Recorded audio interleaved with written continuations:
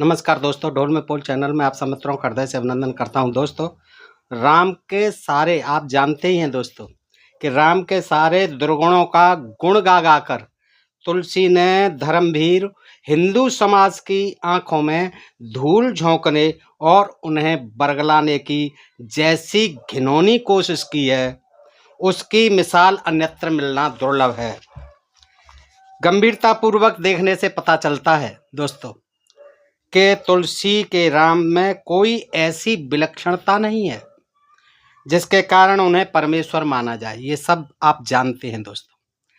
जो आँखों से अंधभक्ति का चश्मा उतार के धार्मिक ग्रंथों को जो तुलसीदास ने लिखे हैं, अनेक लिखे हैं रामचरितमानस के अलावा, तो उनको अगर पढ़ते हैं तो ये तुलसीदास जी की घिनौनी कोशिश मालूम पड़ती है कि राम के सारे दुर्गुणों को गाया है तुलसी ने, और धर्मवीर जो जनता है उसकी आंखों में हिंदू समाज की आंखों में धूल झोंकने का काम किया है और उन्हें बरगलाने की कोशिश की है, जिसके कारण कि हिंदू जनता जो है राम को अवतार मानती है, परमेश्वर मानती है, भगवान मानती है, ईश्वर मानती है। लेकिन इसके विपरीत उनके चरित्र में वे सारे दोष हैं, यानी गुण तो नहीं है कुछ भी। राम के कोई ऐसी विलक्षणता नहीं है चरित्र में, व्यवहार में, जिसके कारण उन्हें परमेश्वर माना जाए। इसके विपरीत उनके चरित्र में वे सारे दोष हैं जो किसी भी आदमी को निम्न कोटि का बनाते हैं। यानी जिस तरह से एक निम्न कोटि के इंसान में गुण अवगुण होते हैं, उसी तरह रामचंद्र जी के अंदर भी मिलते हैं। लेकिन उनको जो है तुलसीदास ने ऐसा वर्णन किया है, दुर्गुणों को गुण बना दिया है, और गुण बना करके धर्मवीर जो जनता है उसकी निगाह में ऐसा धूल झोंकने का काम किया है, जिसके कारण वो समझती है कि राम परमेश्वर है। उदाहरण था, राम ने स्वार्थवश अपनी प्रतिज्ञा भंग की और मिथ्या भाषण किया। देखिए, मिथ्या भाषण भी किया, अपने वचन को भी तोड़ा। हालांकि तुलसी ने उन्हें बोल को अविचल ही कहा है। उनके बोल को क्या कहा है? अविचल कहा है। राम ने, क्योंकि ये उदाहरण देखिए, राम ने प्रतिज्ञा की थी कि मैं पृथ्वी को राक्षसहीन कर दूंगा। भुज उठाए प्रण की, उन्होंने भुजा उठा करके प्रण किया था। कब? कि जब जो रामचंद्र जी जा रहे थे तब वहाँ ऋषियों ने बताया, उन्होंने पूछा ये क्या है इतना ऊंचा ढेर सा। तब उन्होंने बताया कि इन अनार्यों ने, जो यहाँ के आदिवासी मूल निवासी हैं, उन्होंने यहाँ आर्य ब्राह्मणों को मार मार के जो देखिए ढेर लगा दिए। तब वो उन्होंने जो है भुजा उठा करके कहा कि मैं इस पृथ्वी को राक्षसों से हीन कर दूंगा। ये उन्होंने प्रतिज्ञा की थी। मगर विभीषण क्या राक्षस नहीं था? तमाम राक्षस थे, उस समय भी जिंदा थे राक्षस। लंका में राज किस पर किया था? राक्षस नहीं होते।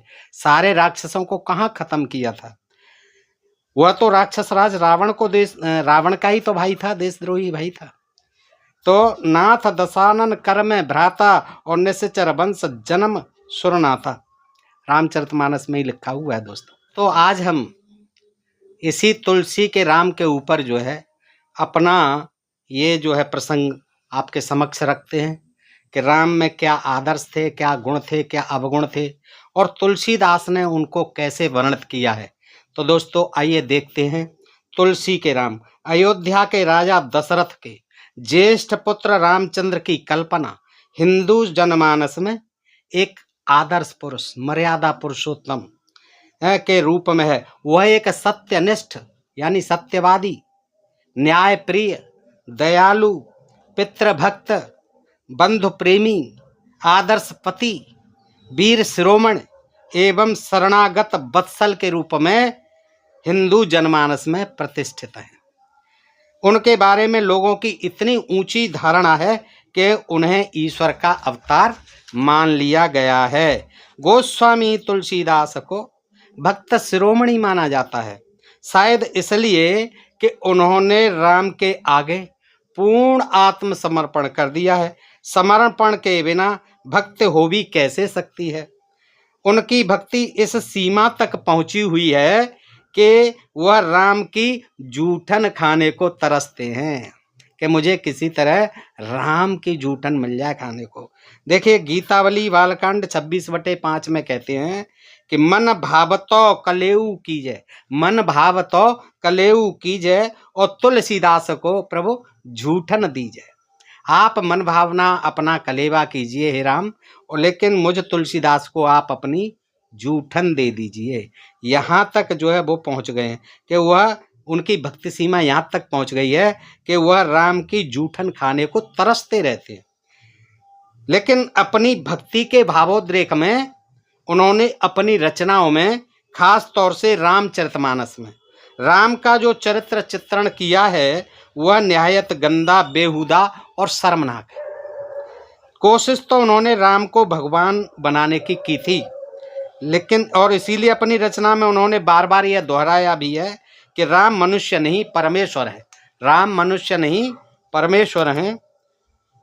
ये अपनी रचना में उन्होंने दिखाने की भरपूर कोशिश की है कि वो मनुष्य नहीं परमेश्वर हैं। लेकिन अपनी इस अजीब कोशिश में तुलसीदास ने राम को भगवान तो दूर, एक अच्छा मनुष्य भी नहीं रहने दिया। उन्होंने कोशिश तो की है, लेकिन वो ऐसा लिख गए जिससे कि वो भगवान क्या, उनको एक साधारण मनुष्य भी नहीं रहने दिया। उनके कुसंस्कारी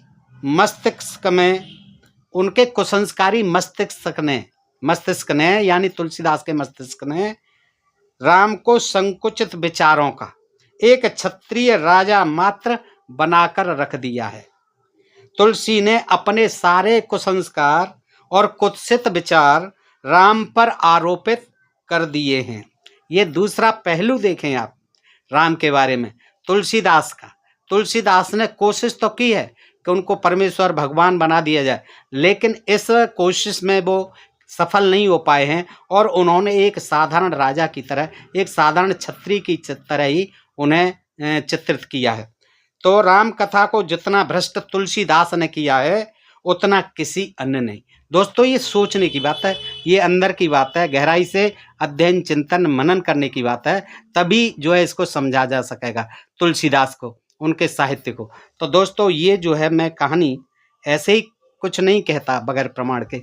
ये जो है हिंदू समाज के पथभ्रष्टक तुलसीदास, संपादक इसके विश्वनाथ जी। दोस्तों एक समय की ये प्राचीन पुस्तक है, दुर्लभ पुस्तक है, मतलब इस समय बहुत वर्ष पहले इसका प्रकाशन हुआ था, बंद है शायद, और ये दुर्लभ पुस्तक है। इसमें से मैं रख रहा हूँ दोस्तों, और ये प्रमाणों के आधार पर है।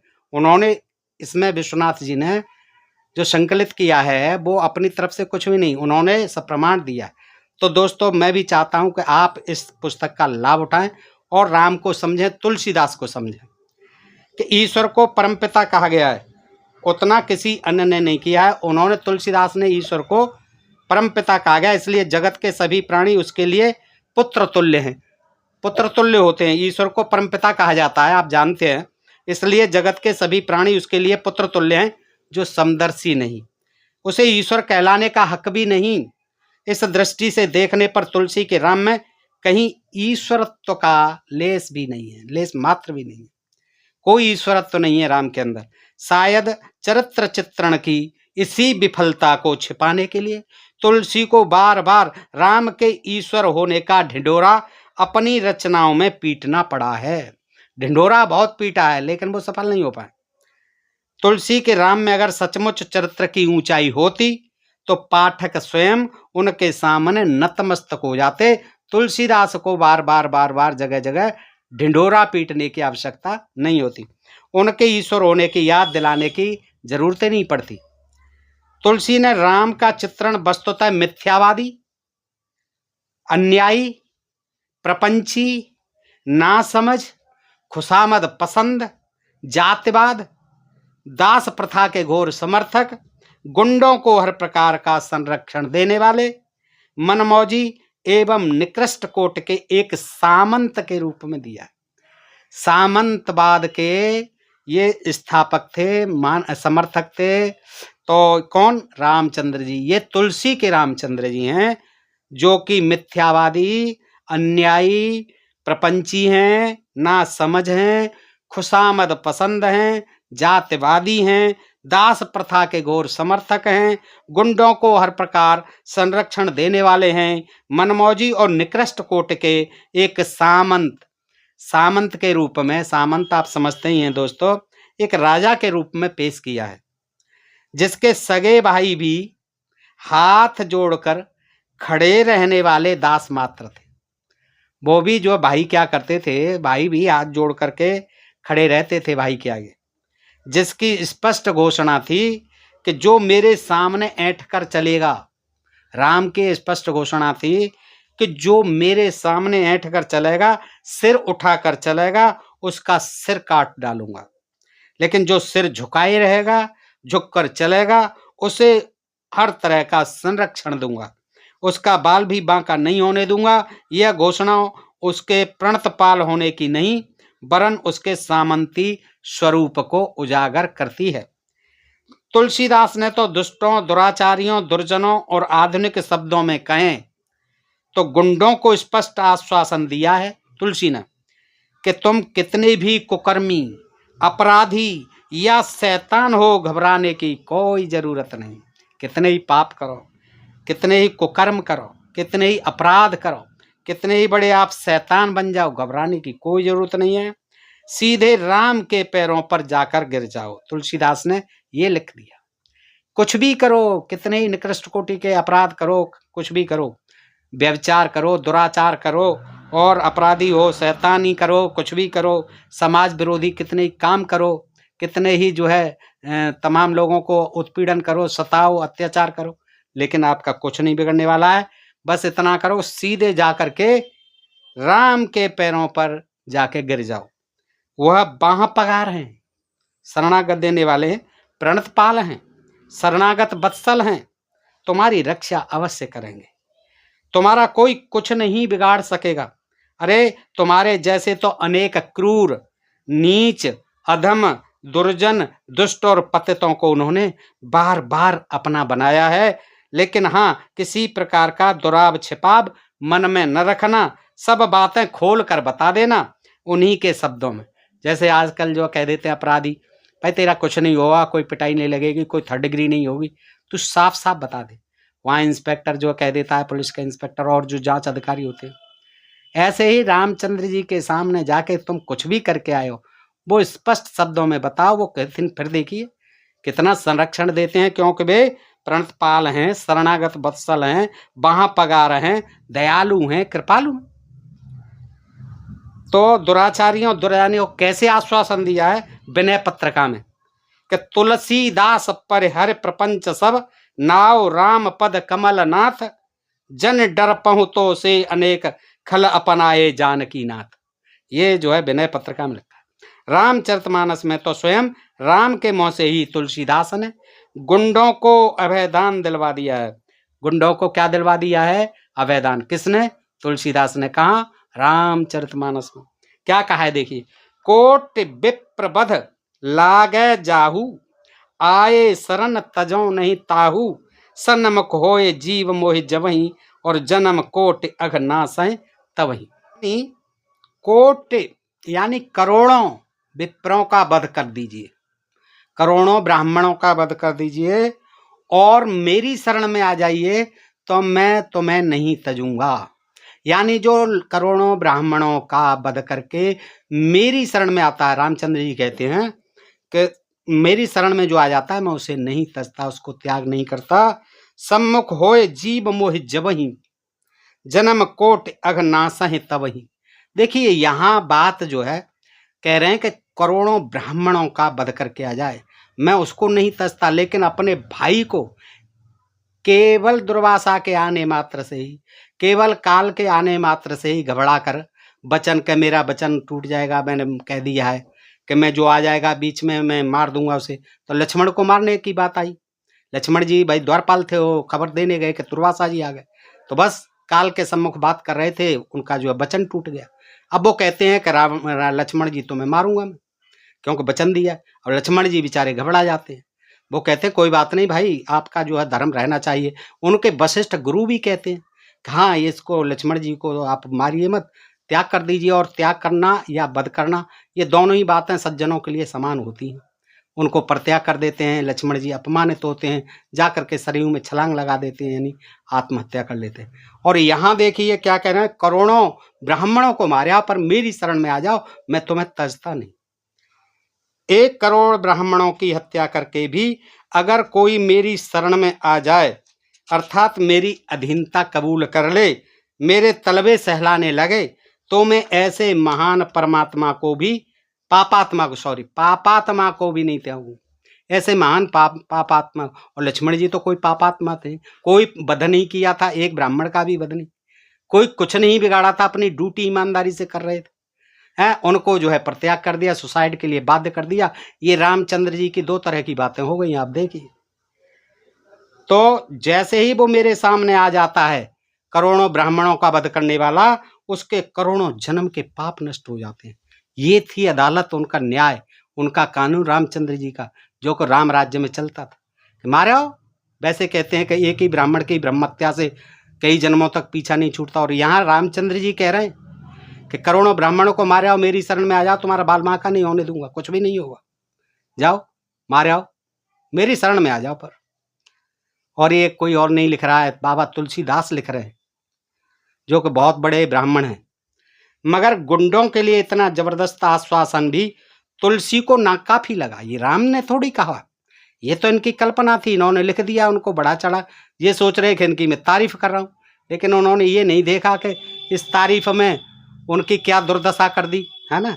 इसलिए उन्होंने राम के मुंह से और भी उदारता पूर्वक घोषणा करवा दी कि सिर्फ करोड़ों ब्राह्मणों की हत्या का अपराधी ही क्यों, सारे संसार का जड़ और चेतन, चर और अचर, सबसे दुश्मनी करने वाला, सभी की बुराई करने वाला भी यदि माया, मोह, छल, कपट और अभिमान छोड़कर मेरी शरण में आता है, तो मैं उसे भी अपने बराबरी का दर्जा दूंगा।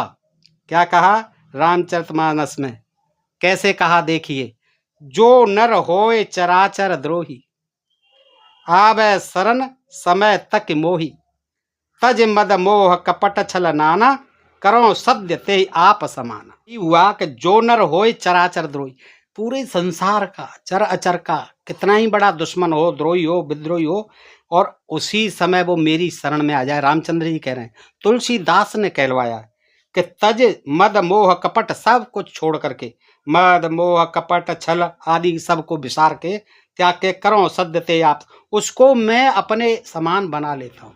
देखिए, और आगे ब्राह्मणों की हत्या से और आगे की बात कह दी, पूरे संसार की चराचर की बात कर दी। तुलसी ने अन्यत्र भी यही बात राम भक्त विभीषण से कहलवाई है। क्या कहलवाई है, शरण गए प्रभु ताहु न त्यागा, शरण गए प्रभु ताहु न त्यागा, और विश्वद्रोह कृत अघ जेहि लागा। रामचरितमानस सुंदरकांड। तुलसी ने अन्यत्र भी यही बात कही है कि राम भक्त विभीषण से कहलवाई है कि प्रभु की शरण में, राम की शरण में जो चला जाता है उसे वो कभी नहीं त्यागते, चाहे वो विश्व का द्रोही क्यों नहीं हो, कितना ही उसने पाप किए हों, विश्व में जाकर के चराचर सबको मारा हो, पीटा हो, सताया हो, उन पर अत्याचार किए हों, वो मेरी शरण में आ जाए। शरण गए प्रभु, उसकी शरण में आए हुए को रामचंद्र जी त्यागते नहीं। विश्वद्रोह जैसे अपराध का भी अपराधी हो, वह भी अगर प्रभु की शरण में चला जाता है तो उसे भी श्री राम दुत्कारते नहीं, वरन अपना बना लेते हैं, और कोई विशेष तरद्दद या पैरवी करने की भी जरूरत नहीं। सिर्फ पाहे कृपानिधि कहकर, पाहे कृपानिधि कहो, और कोई मुकदमा आदि की, कहीं कानूनी पैरवी करने की, अपनी फेवर में तरफदारी करवाने की कोई जरूरत नहीं है। केवल क्या कह दो, पाहे कृपानिधि, मुझे शरण में लीजिए कृपानिधि, कहकर पैरों पर गिर जाने की जरूरत है। देखिए क्या अद्भुत सामंत शाही दिखाई गई है रामचंद्र जी की। राम के दरबार के लिए प्रणाम ही काम तर है, बस वहां कुछ नहीं चाहिए, प्रणाम कर दीजिए राम के चरणों में गिरकर। सिर्फ एक प्रणाम, प्रसन्न राम तो प्रसिद्ध ही है, आखिर राम प्रणता रत भंजन है ना। प्रणत पाल रघुनायक, करुणा सिंधु खरार, और गए शरण प्रभु राखे सब अपराध विसार। रामचरितमानस सुंदरकांड। ये देखिए कितनी प्रशंसा की। प्रणत पाल हैं रघुनायक, करुणा के सागर हैं, गए शरण, जो शरण में चला जाता है प्रभु की, उसको अपना लेते हैं, सारे अपराध विसार देते हैं। रघुनाथ के सामने जो सिर झुकाए जाता है उसका वह पालन पोषण करते हैं। इसलिए जो उनकी अधीनता कबूल कर लेता है वह कैसा भी घोर अपराधी क्यों न हो, उसका सब अपराध भूल कर भी वह उसे अपना बना लेते हैं।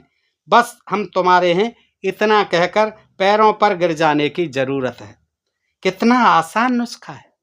हल्दी लगे न फिटकरी, रंग चोखा होए। और अगर तुमने राम की अधीनता कबूल कर ली तो किसकी मजाल जो तुम्हारा बाल भी बांका कर सके। वो बात अलग है कि अपने को ही इतने कष्ट दिए राक्षसों ने। रावण उठा के ले गया सीता को, तमाम जो परेशानियां हुई, वो बात एक अलग है। लेकिन हम कोई जो है अन्य इंसान कैसा ही अपराधी हो, कैसा ही पापी हो, बस उनकी शरण में एक बार चला जाए तो उसको विसारते नहीं।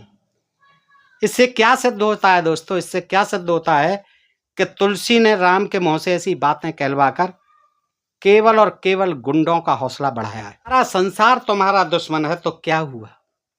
अगर राम की कृपा तुम्हारे ऊपर है तो कोई भी सिर पटक कर मर जाए तुम्हारा कुछ नहीं बिगाड़ सकता। इतना समर्थ और इतनी आसानी से प्रसन्न किया जा सकने वाला कोई संरक्षक अगर इतना जबरदस्त आश्वासन दे तो भला किसी गुंडे का हौसला क्यों न बढ़े। आज के इस अनैतिक और भ्रष्ट कहे जाने वाले युग में भी किसी व्यक्ति या राजा में इतनी हिम्मत जो तुलसी के राम की तरह खुल्लम खुल्ला गुंडों को संरक्षण और प्रोत्साहन दे सके नहीं है। राम जन्म के अवसर पर गीतावली में तुलसीदास ने लिखा, सुखी भये सुर सत भूमि सुर खलयन मन मलिनाई सबे सुमन बिकसत रवि निकसत कुमुद विपिन मुरझाई।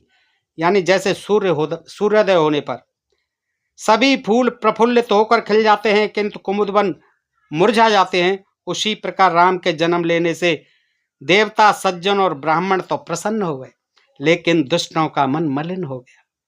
मगर तुलसी और उनके राम से इतना जबरदस्त आश्वासन पाकर आताताइयों को तो प्रसन्नता ही हो गई कि चलो उन्हें इतना शक्तिशाली और इतनी आसानी से पटा लिया जा सकने वाला एक संरक्षक तो मिला। अब उनके चिंतन अथवा मायूस होने का कोई कारण नहीं। राम के इस आश्वासन से सज्जनों की तो दुर्दशाई होने वाली है। कैसा दिव्य चरित्र चित्रण किया है राम का उनके भक्त तुलसी ने। और ये राम जी के जीवन में जो खुशामद पसंदगी है उसको भी कैसे चित्रित किया है तुलसीदास ने। देखिए, तुलसी के राम की खुशामद पसंदगी का तो कहना ही क्या है। सिर्फ एक बार उनका नाम भर ले लो, बस तुम्हें वह पद और स्थान मिल जाएगा जिसके लिए बड़े बड़े भी तरसते। वो पोस्ट मिल जाएगी, वो सिंहासन मिल जाएगा जिसके लिए बड़े बड़े तरसते। बस सिर्फ एक बार जो है उनका नाम ले लो, राम कह दो, बस कल्याण हो गया। कितनी खुशामद पसंदगी दिखाई है राम के जीवन में तुलसीदास ने। कोई बात नहीं कि तुम कितने ही बड़े पापी, कुटिल, दुष्ट, पतित, दुखित, भयभीत और जाति से बहिष्कृत हो, बस सिर्फ एक बार राम का नाम ले लो। चाहे वह अपनी इच्छा से नहीं, भले ही मजबूरी से लिया गया। आरत अधम कुजात कुटिल खल पतित सभीत कहूँ जे समाहिन और सुमिरत नाम बिबसहूँ बारक पावत सो पद जहाँ सुर जाहिन। विनय पत्र का 2/2। ऐसा खुशामद पसंद और कोई नहीं मिलेगा। तुलसी ने राम के लिए दीन बंधु, करुणा सिंधु, गरीब नवाज आदि विशेषणों का प्रयोग अपने साहित्य में अनेकानेक बार प्रयोग किया है। लेकिन क्या गुंडों, आताताइयों, उपद्रवियों, खूनियों, दुष्टों एवं जनद्रोहियों और गद्दारों को आश्रय देना, उन्हें संरक्षण देना ही दीन बंधु, करुणा सिंधु अथवा गरीब नवाज होना है? राम का जैसा रूप तुलसी ने प्रस्तुत किया है तथा उनका जैसा चरित्र उन्होंने चित्रित किया है, उसे देखकर तो कहीं पता नहीं चलता कि राम ने किसी गरीब का कोई उपकार किया है। शरणागत वत्सल होना और बात है, लेकिन गुंडों का आश्रयदाता होना और बात है। शोषित, पीड़ित, दलित, उपेक्षित, विपत्तिग्रस्त, बेसहारा अथवा अनाथों की रक्षा के लिए तत्पर रहने वाला और उन्हें आश्रय यानी सहारा देने वाला ही दरअसल शरणागत वत्सल कहलाने का हकदार है, न कि जुल्मी, अन्यायी, आताताई और खूनियों अथवा समाज एवं देशद्रोहियों को आश्रय देने और उनकी सहायता करने वाला पाठक खुद समझें कि तुलसी के राम कैसे शरणागत वत्सल हैं। एक प्रश्न चिन्ह छोड़ दें। आप दोस्तों स्वयं सोचिए कि तुलसी के राम कितने भक्त वत्सल हैं, किसको आश्रय देने वाले हैं, गरीबों का, दीनहीनों का, मजलूमों का कितना भला करने वाले हैं, या फिर गुंडों का, आतंकवादियों का, आताताइयों का संरक्षण देने वाले हैं। ये आप स्वयं इस प्रसंग से जान सकते हैं। दोस्तों जानने की कोशिश कीजिए। और ऐसा ही था तो राम राज्य में कैसा होता होगा लोगों के साथ, कि जो 1 करोड़ ब्राह्मण, करोड़ों ब्राह्मणों का वध करने वाले को भी अपनी शरण में ले लेते हैं। तो बताइए, और उसमें फिर जो है तमाम इन्होंने गुणगान किया है तुलसी ने। तो ये विरोधाभास इसमें स्पष्ट प्रकट होता है कि एक तरफ जो भक्त वत्सल हैं, एक तरफ जो वो ब्राह्मणों के भक्त भी कहलाते हैं, जगह जगह ब्राह्मणों की चरण वंदना करते हैं रामचंद्र जी, और एक तरफ उन्हें जो है तमाम करोड़ों ब्राह्मणों की हत्या करने वालों को संरक्षण देने वाला भी इसमें दिखाया है। दोस्तों ये जानकारी आपको कैसी लगी? अच्छी लगी हो तो अपने मित्रों में अधिकाधिक शेयर करें। अपने प्रिय चैनल ढोल में पोल को सब्सक्राइब करते रहें। फिर मिलते हैं ऐसे ही किसी प्रसंग के साथ अगले वीडियो में। तब तक आप सब मित्रों का हृदय से आभार, नमस्कार, जय भारत, जय इंडिया दोस्तों।